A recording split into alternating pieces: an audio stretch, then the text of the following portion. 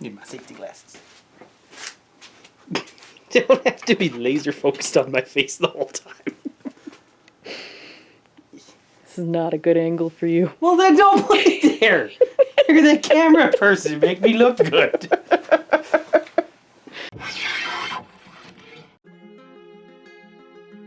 Back when I was rebuilding the office, I built out the walls an additional 2 inches to allow for additional insulation to deal with some climate control issues in the office, which left a little bit of an uneven surface for the windowsill.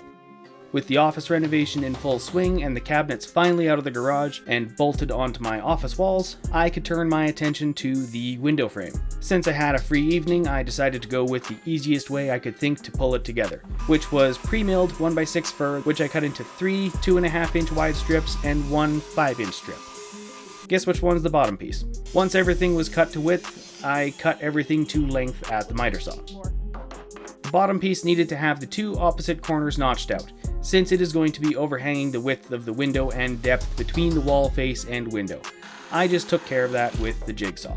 With the corners notched out, I break out the router with a 1/4 inch roundover bit and round over all of the outer faces of the board, top and bottom. Then I can bring it all in to install. The bottom board fit for the most part, but didn't quite sit flush against the window. Took me a little bit to notice that the jigsaw wasn't set correctly and the bottom of the board was closer to the wall than the top, but I eventually caught it and fixed it. Oh, my jigsaw is just not square. That. Or John just didn't cut straight. No, it was the jigsaw. Sure, honey. Never human error. Okay. Then why does it work on the other corner? Use the same jigsaw for both sides. Shut up. No one asked you. Maybe I did, I can't remember. I probably didn't need to caulk this seam between the window and the wall framing, but I figured it didn't hurt to do since I was there anyway and just about to install the frame. Once the window was caulked, I can nail down the bottom sill and double check to confirm that it is still in fact 1 cat butt wide. You're welcome. Nail down or nail up the top, nail down the sides,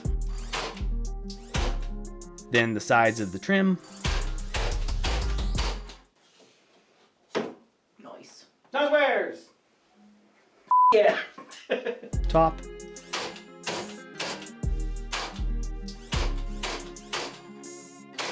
And bottom. The next day I came back through and filled in all of the nail holes with wood filler or caulking.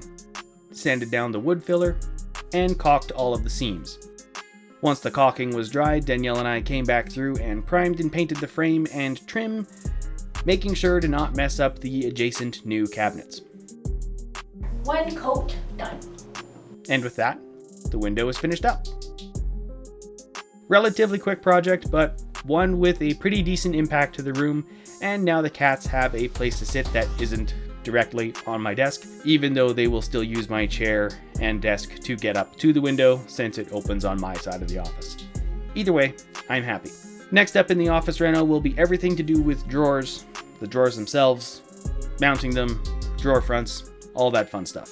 And with that, I'm going to call it a video. Thank you all for watching, and if you like what I'm doing here, give this video a thumbs up and subscribe for more. If you have any questions or comments, I look forward to reading them in the comment section below. And if you want to see more up-to-date projects, you can always follow me on Instagram at John the Schreiner. Otherwise, I will see you here in the next video, and have a good one.